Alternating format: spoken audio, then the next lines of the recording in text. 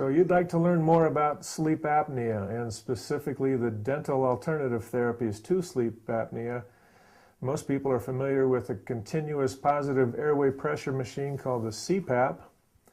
I'm here today to explain more about the dental alternative. It's called oral appliance therapy. I'm J.C. Goodwin. I'm a dentist. I've practiced over 26 years in the Prescott area. I have a diplomat credential in dental sleep medicine, one of only a handful of people in Arizona that have that credential. I work a lot with sleep apnea management for people who just can't tolerate their breathing machines. And that's what we're here today to talk about. Sleep apnea, by definition, means that a person stops breathing while they're asleep for a period of at least 10 seconds. 10 seconds doesn't sound like very long. It's 3 normal breath cycles, and if you stop breathing for that long a period of time while you're asleep, your oxygen level in your bloodstream can drop by several percentages, which drives up the heart rate and the blood pressure and ultimately increases your risk for a heart attack and stroke dramatically. So sleep apnea is a very significant, serious medical condition. It was only identified in the early 80s, the 1980s, before anybody really recognized what the syndrome was and how severe the consequences are. Sleep apnea is also associated with excessive daytime fatigue and increased risk for traffic accidents and fatalities relative to traffic deaths. It's associated also with depression issues, with chronic pain issues, chronic headache, bruxism or grinding of the teeth, acid reflux disease, high blood pressure, difficulty controlling diabetes or blood sugar control issues, and just a host of significant medical problems. So it's much more than just snoring, and people need to recognize the fact that some people make a lot of noise while they sleep. That's a social issue, and they may not necessarily have apnea. However, if you snore heavily, you have 50% odds that you actually have some degree of sleep apnea. Sleep apnea is also not necessarily associated with people who are overweight. That's the classic stereotype, is that you have to be a 50 or 60-year-old overweight man and smoke 2 packs of cigarettes a day to have sleep apnea. That's not true. Teenagers, young children can have apnea. Easily more than 50% of the people that I treat aren't overweight. They're normal-sized people. So certainly increased weight does carry increased risk of having apnea, but apnea is not a disease of heavy people necessarily. So how would you know if you have sleep apnea?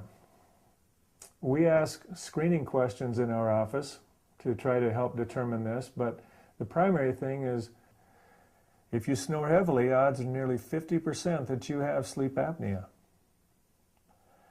If anyone has ever told you they heard you stop breathing while you're asleep, especially when you were snoring heavily and you stopped breathing, you have sleep apnea. It's not a matter of it. Did you know that people with unmanaged apnea are 4 times more likely to have a heart attack? They're twice as likely to die in their sleep. They're 7 times more likely to have a motor vehicle accident, 2 to 3 times more likely to have a stroke. You're at significantly greater risk for diabetes, depression, impotence, and other health issues. Sleep apnea, if not managed properly, can reduce life expectancy by 10 to 20 years. Can you fall asleep easily? Do you stay asleep? Do you awaken feeling refreshed in the morning or feeling chronically fatigued like you never really went to sleep? Do you have frequent headaches in the mornings? Do you grind your teeth? Do you have migraine headaches? Have you ever awakened in the night gasping or choking for breath? All of those are very highly correlated with sleep apnea. The dental alternative to therapy, or oral appliance therapy, has a greater than 90% compliance rate and can be more than 90% effective at managing your apnea. So what happens if you have sleep apnea, you know you've been diagnosed with the condition, you've tried your CPAP machine and you can't use it? What do? That's where I get involved. We do what's called oral appliance therapy. Most commonly, we do something called mandibular advancement, or use a mandibular advancement splint. You don't have to remember those words. That's a lot of words to talk about. But this is what it looks like. Let me show you an example. There are many different varieties. There are dozens of different brands out there, some that you can even buy on the internet. I don't recommend it. But basically, they almost always have a device that fits on the upper teeth. There's something that fits on the lower teeth. They look somewhat like orthodontic retainers. They're relatively small, relatively thin. They all have in common that they have some kind of mechanism to be able to push your jaw slightly forward. You can see in this particular device right here is a wedge assembly, which if as you close the two pieces together, would gently slide your lower jaw forward like that. So you can see relatively small, comfortable, easy to work with, easy to adjust. Those are the key elements whenever we're looking for a successful mandibular advancement splint. So it can be relatively simple.